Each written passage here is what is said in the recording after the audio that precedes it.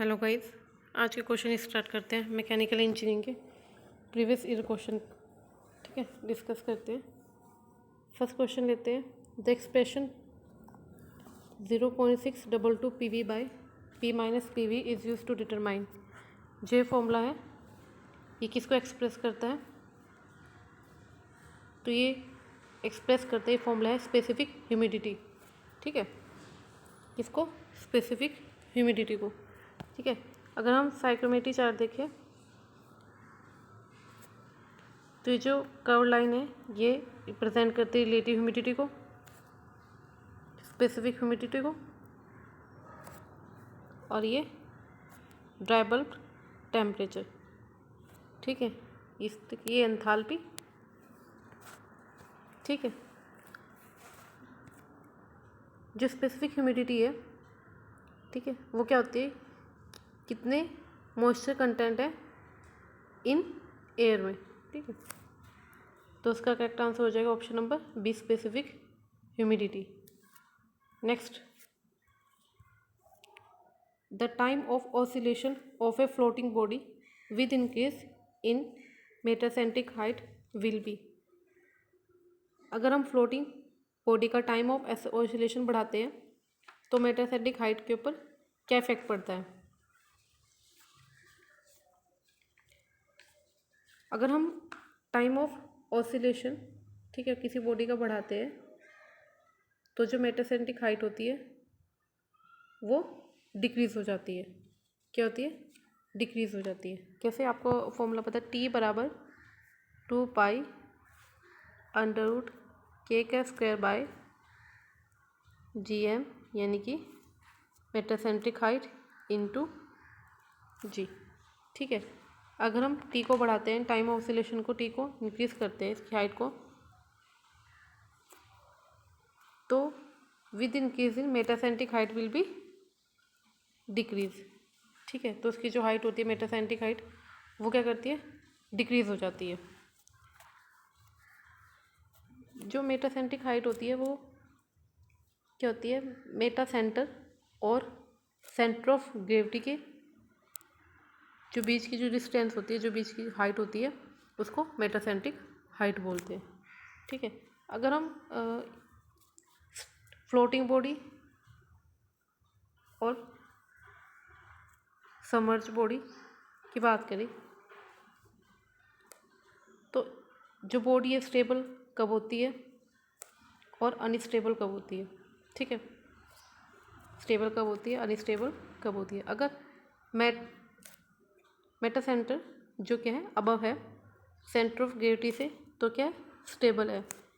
अगर Meta centre क्या है, सेंटर ऑफ ग्रेविटी से क्या है? बिलो है, तो क्या? अनस्टेबल है। अगर हम सबमर्ज बॉडी की बात करें, अगर सेंटर ऑफ बायनेंसी अबव है किससे? सेंटर ऑफ ग्रेविटी से, तो क्या होगी? स्टेबल। अगर सेंटर ऑफ बायनेंसी क्या है? बिलो है सेंटर ऑफ ग्रेविटी से, तो क्या होगी? अनस्टेबल। नेक्स्ट है the two reference fuels used in for the cetane rating. Cetane rating में जो फ्यूल यूज़ किए जाते हैं वो कौन कौन से हैं? इसका आंसर हो जाए correct answer option number D, cetane and alpha methane naphthalene. कि जो आइसोऑक्टेन होता है वो ऑक्टेन नंबर का ही है। ठीक है, एन हेप्टेन भी क्या है? ऑक्टेन नंबर में यूज़ किया जाता है। ठीक है, टेट्रा एथिलीन लीड ये भी इसमें यूज़ किया जाता है। लेकिन जो सीटेन और अल्फा मीथेन नेपथलीन है वो क्या है? डीजल इंजन के अंदर, यानी कि सीटेन रेटिंग के अंदर आता है। अगर हम इनकी बात करें तो इसमें इसका नंबर होता है 100 और अल्फ़ा मीथेन नेपथलीन में होता है 0। अगर ऑक्टेन नंबर की बात करें, ऑक्टेन नंबर में एक होता है आइसोऑक्टेन, एक होता है एन नेपथलीन। आइसोऑक्टेन का जो नंबर होता है 100 और इसका होता है 0। ठीक है, जो ऑक्टेन नंबर जो इंडिया में यूज़ किया जाता है पेट्रोल इंजन के अंदर वो होता है 80 से 85 के बीच, और सीटेन नंबर होता है 45 से 50 के बीच। ठीक है, तो उसका करेक्ट आंसर हो जाएगा option number D. Cetane number को हम डीजल के अंदर यूज़ करते हैं, ऑक्टेन नंबर को पेट्रोल के अंदर यूज़ करते हैं। नेक्स्ट है which of following advantage is possessed by a Kaplan turbine over a Francis turbine। जो कैप्लन टर्बाइन की क्या एडवांटेज है फ्रांसिस टर्बाइन के ओवर, तो उसका हो जाएगा answer option number B 1 and 2। कैसे, जो क्या है, it have low friction losses, ये भी है, considerable high part load efficiency, ये भी करेक्ट है। लेकिन जो साइज होता है उसका वो क्या होता है, ज़्यादा होता है। ठीक है, इसका क्या है, साइज क्या होता है, ज़्यादा होता है, स्मॉल नहीं होता। तो क्या होता है, लो फ्रिक्शन लॉसेस, ये भी सही है इसके एडवांटेज में, और considerable high part load efficiency भी सही है। इसका हो जाएगा correct answer option number 1 and 2। अगर कैप्लन और फ्रांसिस टर्बाइन की बात करें तो 3 टाइप के टर्बाइन होते हैं, पेल्टन टर्बाइन, फ्रांसिस टर्बाइन और कैप्लन टर्बाइन। ठीक है, जो पेल्टन टर्बाइन होते हैं, अगर हम उसकी हेड की बात करें, जो पेल्टन टर्बाइन का जो हेड होता है वो हाई हेड होता है, ज़्यादा होता है, फ्रांसिस टर्बाइन का मीडियम, कैप्लन का लो। अगर हम स्पीड की बात करें, स्पेसिफिक स्पीड की, जो पेल्टन टर्बाइन की स्पीड होती है वो क्या होती है, लो होती है, फ्रांसिस टर्बाइन की मीडियम और कैप्लन टर्बाइन की हाई होती है। अगर हम इसमें टाइप ऑफ फ्लो की बात करें तो जो पेल्टन टर्बाइन के अंदर जो फ्लो होता है वो होता है टेंजेंशियल फ्लो, फ्रांसिस टर्बाइन के अंदर होता है रेडियल फ्लो। अगर फ्रांसिस टर्बाइन है तो रेडियल फ्लो, अगर मॉडर्न फ्रांसिस टर्बाइन है तो मिक्स्ड फ्लो। कैप्लन की बात करें तो उसमें आएगा एक्सियल फ्लो। ठीक है, कैप्लन और प्रोपेलर टर्बाइन, इन दोनों में क्या डिफरेंस है, जो कैप्लन टर्बाइन होते हैं जिसके जो ब्लेड होते हैं वो एडजस्टेबल होते हैं, लेकिन जो प्रोपेलर टर्बाइन होते हैं इसके जो ब्लेड होते हैं वो क्या होते हैं, फिक्स्ड होते हैं। ठीक है, अगर हम इसकी ब्लेड की बात करें, ठीक है, जो पेल्टन टर्बाइन होता है, ठीक है, पेल्टन टर्बाइन में कितने ब्लेड्स होते हैं, होते हैं 13 to 15। ठीक है, अगर हम फ्रांसिस टर्बाइन की बात करें, फ्रांसिस टर्बाइन में होते हैं 16 to 24। अगर हम कैप्लन टर्बाइन की बात करें, जो फिक्स्ड ब्लेड होते हैं कैप्लन प्रोपेलर में होते हैं, और कैप्लन में क्या एडजस्टेबल होते हैं, वो कितने होते हैं, 4 से 6। ठीक है, और अगर हम इसकी स्पेसिफिक स्पीड की बात करें, ठीक है, जो पेल्टन टर्बाइन में जो स्पेसिफिक स्पीड होती है वो लो होती है, वो तो कितनी होती है 10 to 30, और फ्रांसिस टर्बाइन में होती है 60 to 300, और कैप्लन में होती है 300 से 1000 के बीच। ठीक है, नेक्स्ट है heat transfer in liquid and gases takes place by, जो हीट ट्रांसफ़र होता है लिक्विड और गैसेस में वो किसके, heat transfer in liquid and gases takes place by, जो हीट ट्रांसफ़र होता है किस में, लिक्विड और गैसेस में, वो किस में, तो कन्वेक्शन के अंदर, सबको पता है, कंडक्शन सॉलिड के अंदर तो कंडक्शन, और लिक्विड और गैसेस के अंदर तो कन्वेक्शन। इसका ऑप्शन नंबर हो जाएगा ऑप्शन नंबर बी। नेक्स्ट है orthogonal cutting system is also called, जो ऑर्थोगोनल कटिंग सिस्टम होता है, ऑर्थोगोनल कटिंग सिस्टम को हम क्या बोलते हैं, इसको बोलते हैं 2 डायमेंशनल कटिंग सिस्टम। ठीक है, करेक्ट आंसर हो जाएगा ऑप्शन नंबर बी। अगर ऑब्लिक कटिंग की बात करें तो आ जाएगा 3 डायमेंशनल कटिंग सिस्टम। ठीक है, जो ऑर्थोगोनल कटिंग सिस्टम होता है, ठीक है, उसमें क्या होता है, जो कटिंग एज होता है वो क्या होता है, परपेंडिकुलर होता है। ठीक है, किसके, direction of the tool travel. अगर हम ऑब्लिक कटिंग की बात करें, ऑब्लिक कटिंग सिस्टम के अंदर जो कटिंग एज होती है वो क्या होती है, इंक्लाइंड होती है to the direction of tool travel. ठीक है, इस ऑर्थोगोनल कटिंग सिस्टम को क्या बोलते हैं, 2 डायमेंशनल, और ऑब्लिक कटिंग सिस्टम को बोलते हैं 3 डायमेंशनल कटिंग सिस्टम। ठीक है, नेक्स्ट है a flow in which the quantity of liquid flowing per second is constant is called, जो क्वांटिटी है लिक्विड फ्लोइंग की पर सेकेंड में कॉन्स्टेंट है, कॉन्स्टेंट का मतलब डज नॉट चेंज, तो क्या हो जाएगा, स्टडी फ्लो। नेक्स्ट है which one of flowing is not A part of MPFI petrol engine. MPFI क्या होता है, मल्टी पॉइंट फ्यूल इग्निशन। ठीक है, तो इसका क्या पार्ट नहीं है, तो वो हो जाएगा ऑप्शन नंबर बी यानी कि कार्बोरेटर। क्यों? कार्बोरेटर जो होता है वो क्या करता है, एयर और पेट्रोल की अमाउंट को मिक्स करता है, उसको इंजन सिलेंडर के अंदर भेजता है। लेकिन जो फ्यूल इंजेक्टर है, ठीक है, और MAP sensor electronic control unit, ये क्या है, पार्ट है किसके, MPFI पेट्रोल इंजन के, multi point fuel ignition petrol engine. Next है thermal efficiency of an thermal power plant. जो थर्मल पावर प्लांट की जो थर्मल एफिशिएंसी कितनी होती है, वो होती है 45, ठीक है, 40 से 50 के बीच में। इसमें मैंने एक टेबल बनाई है, ठीक है।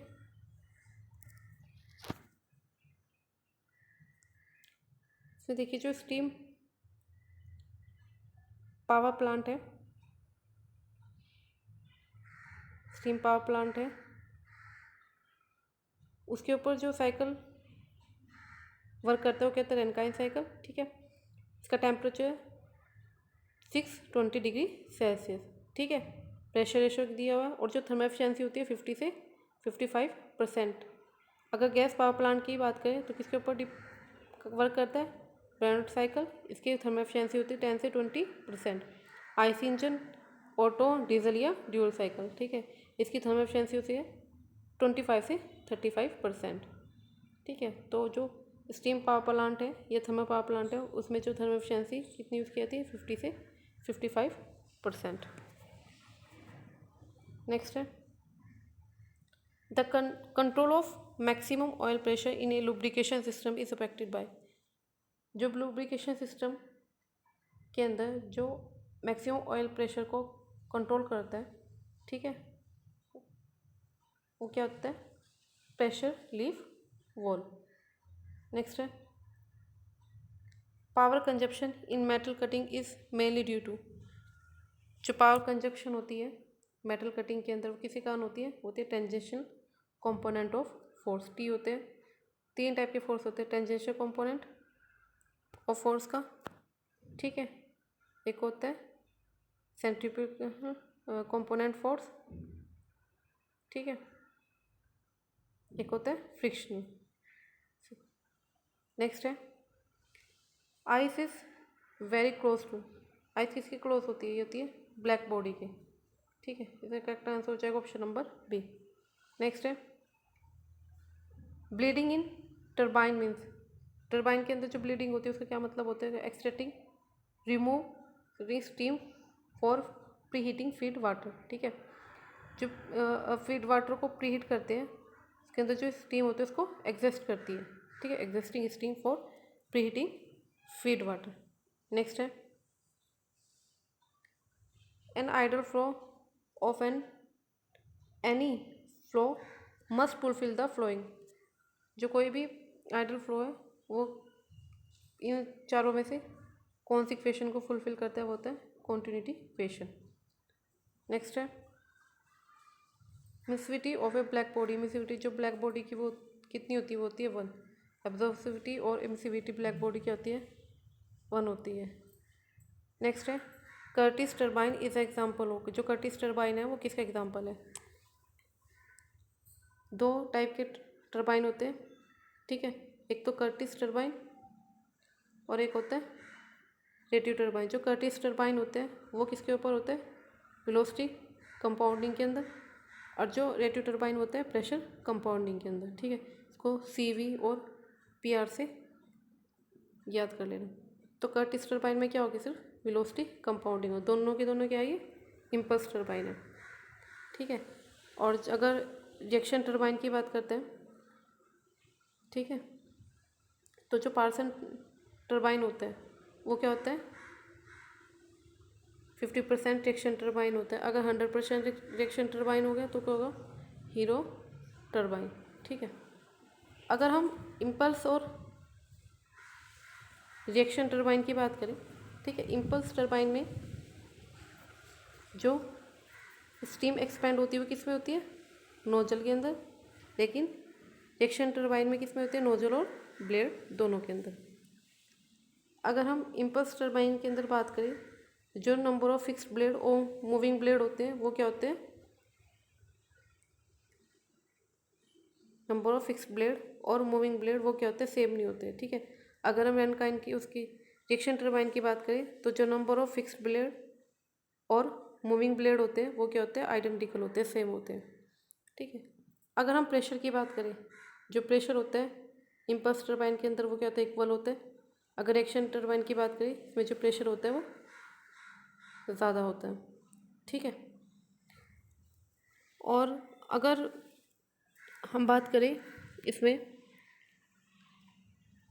इसकी एफिशिएंसी की, ठीक है, जो इसकी एफिशिएंसी होती है, मैक्सिमम एफिशिएंसी होती है इसका जो फॉर्मूला होता है वो क्या होगा, cos अल्फ़ा बाय 2, क्या होता है cos अल्फ़ा बाय 2। अगर इसकी बात करें इसकी जो मैक्सिमम एफिशिएंसी होती है वो क्या है, cos अल्फ़ा। जो डायग्राम या ब्लेडिंग एफिशिएंसी होती है वो अलग होती है, ठीक है। एक इम्पल्स टर्बाइन के अंदर में एक तो प्रेशर कंपाउंडिंग और जो वेलोसिटी कंपाउंडिंग है इनके बारे में बात की। वेलोसिटी कंपाउंडिंग के अंदर आते हैं कर्टस टर्बाइन और प्रेशर कंपाउंडिंग के अंदर आता है रेट्रो टर्बाइन। लेकिन एक जो डी लेवल टर्बाइन होता है वो भी क्या एक इम्पल्स टर्बाइन है, ठीक है। अगर हम डिग्री ऑफ फ्रीडम की बात करें, सॉरी डिग्री ऑफ रिएक्शन की बात करें, जो डिग्री ऑफ रिएक्शन होता है इम्पल्स टर्बाइन के अंदर वो क्या होता है, 0 होता है। और रिएक्शन टर्बाइन की बात करें वो क्या होता है 0.5 से 1 के बीच में होते हैं। तो उसका जो करेक्ट आंसर था कर्टिस टर्बाइन का वो क्या था, CV, यानी कि velocity compounded impulse steam turbine.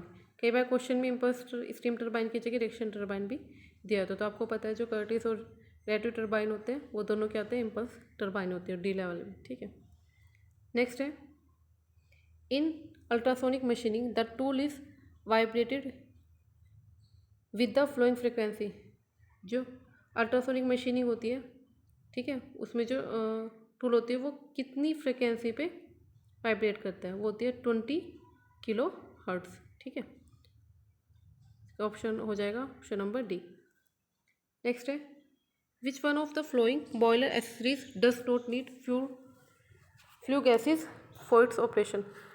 जो फ्लू गैसेज की है इसमें कौन सी एसेसरीज में इसकी जरूरत नहीं पड़ती, तो इकोनोमाइज़र में भी होती है, प्री हीटर में भी होती है, सुपर हीटर में भी होती है। तो किस में नहीं होती, वो है इंजेक्टर। इंजेक्टर क्या करते हैं, क्या कहते हैं, फ्यूल को इंजेक्ट करते हैं, जो किसके अंदर यूज़ किया जाता है, डीजल इंजन के यूज़ किया जाता है, ठीक है। जो एसेसरीज होती है बॉयलर की एसेसरीज वो क्या करती है, उसकी एफिशिएंसी को इंक्रीज़ करती है, ठीक है, बॉयलर की। अगर हम इसकी बॉयलर की माउंटिंग की बात करें तो क्या सेफ्टी के लिए यूज़ की जाती है। नेक्स्ट है the property of a liquid which offers resistance to the movement of one layer of liquid और another adjust layer of liquid is called. तो इसका आंसर हो जाएगा क्या, विस्कोसिटी, ठीक।